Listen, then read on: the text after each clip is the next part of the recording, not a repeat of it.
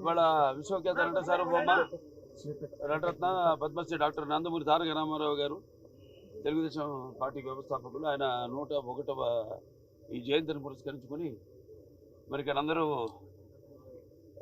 కుటుంబ సభ్యులైతేనేమి పార్టీ కార్యకర్తలు అందరూ కూడా ఆయనకి ఘన నివాళులు అర్పించడానికి ఎన్టీఆర్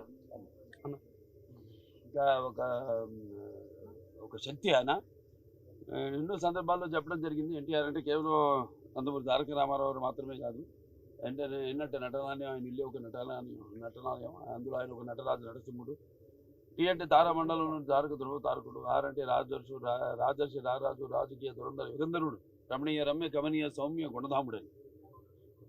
అలాగే ఆయన మొదటి నుంచి కూడా చూస్తే ఆయన ఈ జీవిత ప్రస్థానం ఒక మామూలు రైతు కుటుంబంలో పుట్టి, అలాగే ముందు అవకాశం వచ్చినా కూడా కాదు అని ముందు చదువుకే ప్రాధాన్యత ఇచ్చి ఆయన చదువు పూర్తి చేసుకున్నాక మరి చలనచిత్ర ప్రవేశంలోకి అడుగుపెట్టడం జరిగింది.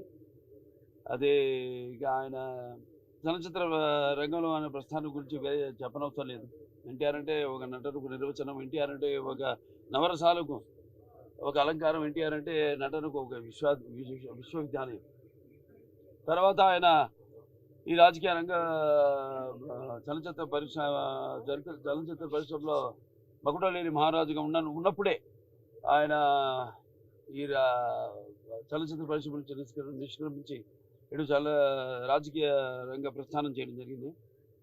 అలాగే ఆయన ఎన్టీఆర్ అంటే ఆ తర్వాత నవశకానికి ఒక ఆరంభ మంత్రం, ఎన్టీఆర్ అంటే ఒక నవజాతికి మార్గదర్శకం, అలాగే ఎన్టీఆర్ అంటే నానా జాతులకు దైవ సమానం.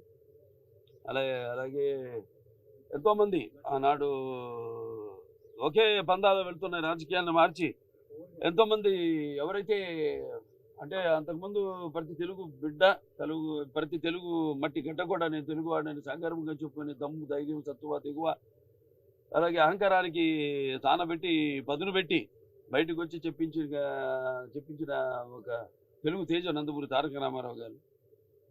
అంటే ప్రతి తెలుగు బిడ్డ బొడ్డు ఉడక ముందే రాజకీయ చైతన్యం తీసుకొచ్చింది నందమూరి తారక రామారావు గారు.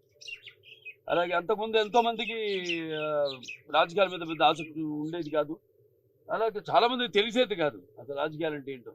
అటువంటిది ఒక రాజకీయ చైతన్యం తీసుకొచ్చి కేవలం రాజకీయాలకు కొంతమందికే పరిమితమైన ఈ రాజకీయాల్లోకి అటు డాక్టర్లు అయితేనేమి, లాయర్లు అయితేనేమి, గ్రాడ్యుయేట్లు అయితేనేమి, పోస్ట్ గ్రాడ్యుయేట్లు అయితేనేమి, అలాగే అభిమానులు అయితేనేమి అందరూ కూడా రాజకీయాల్లోకి తీసుకొచ్చి మరి అంతవరకు ఈ యొక్క అధికారంలో ఉన్న పదవులకు దూరంగా ఉన్న బడుగు బలహీన వర్గాలు అయితేనేమి, వెనకబడిన తరగతులు, అలాగే తాడిత పీడిత కులాలు అయితేనేమి, మైనారిటీలు అయితేనేమి అందరూ కూడా తీసుకొచ్చి సాధారణంగా ఆహ్వానించి అధికారంలో ఉన్న పదవులతో అలంకరించిన మహానుభావుడు నందమూరి తారక రామారావు గారు.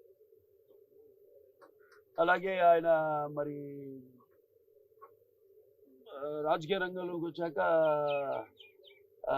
అధికారాన్ని పార్టీ పెట్టి 9 నెలలకి అధికారాన్ని చేయించుకుని మరి తర్వాత ఆయన ప్రవేశపెట్టిన ఎన్నో పథకాలు ఎన్నో సాహసోపేతమైనవి, ప్రజలకు ఉపయోగపడేవి, అలాగే ఎంతో సానుకూలమైనవి.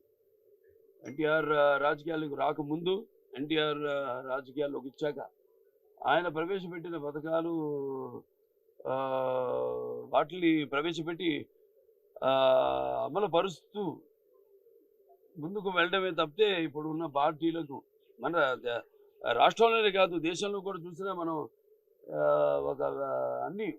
ఒక విప్లవాత్మకమైన సంస్కరణలు అయితేనేమి,